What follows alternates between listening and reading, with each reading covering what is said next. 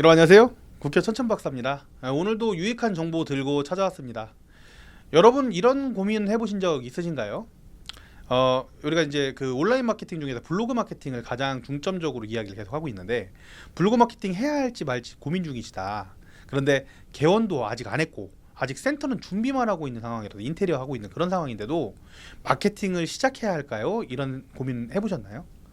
또는 개원 전부터 마케팅을 시작하는 게 중요한 이유는 무엇일까요? 천천 박사님, 블로그 개원 이후에 그냥 시작하면 안 되는 건가요?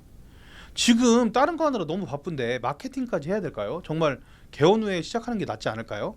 예, 이런 고민들, 같은 질문이지만 이런 고민들을 해보신 적 있으신가요? 오늘 이 영상에서는 바로 이 세 가지 질문에 대한 해답을 드리도록 하겠습니다. 예, 여러분 바쁘시니까 결론부터 말씀드리자면, 개원 전부터 마케팅을 시작하는 것이 가장 중요합니다. 그리고 그 이유를 지금부터 차근차근 설명드리도록 하겠습니다.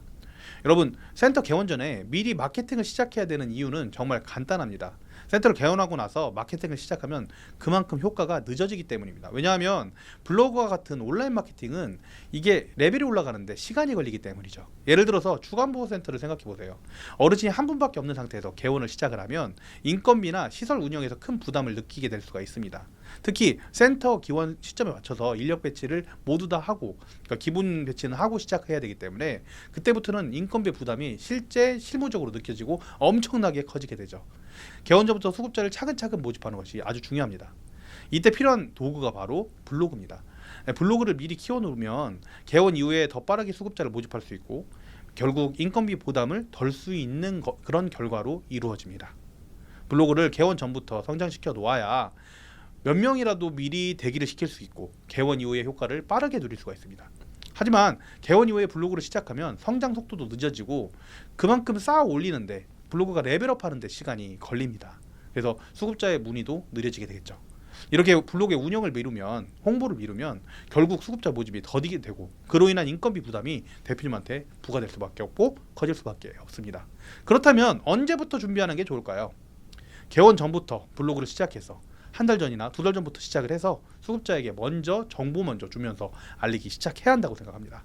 인터넷 검색을 통해서 가족 보호자들도 미리 우리 센터를 알게 하기 위해서요. 우리 브랜드를 알게 만들기 위해서입니다. 여러분도 건물이나 인테리어를 알아보실 때 인터넷 검색으로 네이버에서 많이 찾아보셨죠? 마찬가지로 가족 보호자분들도 인터넷을 통해서 센터를 찾는 시대가 돌아왔습니다. 제가 몇 번 말씀드렸죠. 가족 보호자들이 검색을 할 때 센터에 대한 정보가 미리 준비가 돼 있고, 그 안에 들어갔는데 여러 가지 우리 부모님을 위한 정보라든지 나를 위한 정보, 등급을 만들기 위한 정보가 있다면 그들은 더 빠르게 우리 센터를 찾아올 수가 있는 겁니다.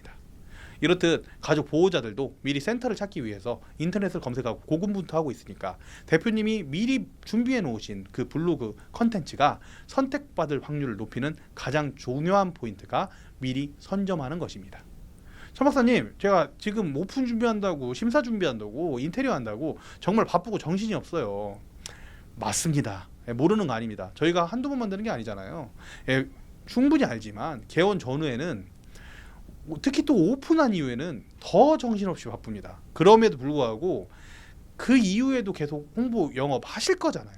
그렇기 때문에 그나마 지금 덜 바쁜 지금 시작하기 직전에 홍보와 광고를 시작하셔야 됩니다. 그리고 앞에서 계속 강조를 하지만 센터 개원 후에 처음 어르신을 맞이하는 과정이 힘들고 바쁘고 정신없으시기 때문에 훨씬 더 좀 더 수월할 때 하시라고 말씀드리는 겁니다. 그렇다면 직접 못하는 경우에 어떻게 되냐? 비용을 써서라도, 대행업체를 활용해서라도 마케팅을 계속 운영해야 된다고 계속 말씀을 드렸습니다. 국회와 유튜브에 기본 영상, 강의 영상 안 보신 분들은 4편 올려놨으니까 시간을 내서 꼭 공부를 해서 직접 하시든 대행을 하시든, 어쨌든 블로그 레벨업에 최선을 다하시고, 블로그를 운영하고 글을 쓰는 방법에 대한 영상들 무료로 올라가 있으니까 확인해 보시고 무조건 시작하셨으면 좋겠습니다. 이 영상을 통해서 마케팅을 어떻게 시작할지, 그리고 언제 시작할지, 어떻게 계속 성장시킬 수 있는지, 이런 부분들의 노하우를 계속해서 제공해 드리도록 하겠습니다. 센터 개원 전부터 마케팅을 시작하는 것은 선택이 아니라 필수라고 생각하셔야 됩니다. 블로그를 성장시키고 수급자의 관심을 끌기 위해서는 시간이 필요하기 때문에 지금 시작하는 것이 중요하다고 결론적으로 말씀을 드렸습니다. 개원 후 바쁜 일정을 고려했을 때 지금이라도 하는 게 오히려 더 쉬운 길임을 말씀을 드렸습니다. 지금부터 시작하셔서 센터의 미래를 선점하셔야 됩니다. 예, 이 부분이 제가 드리고 싶은 오늘의 영상이고요. 예, 저는 국회의원 천천박사였습니다. 만약에 오늘 그 이 짧은 이야기가 유익하셨다면 구독과 좋아요도 눌러주셨으면 좋겠습니다. 70% 분이 구독을 안 하시고 보시더라고요. 부탁드립니다. 네, 예, 앞으로 더 많은 팁과 전략을 제공하겠습니다. 예, 저는 국회의원 천천박사였습니다. 감사합니다.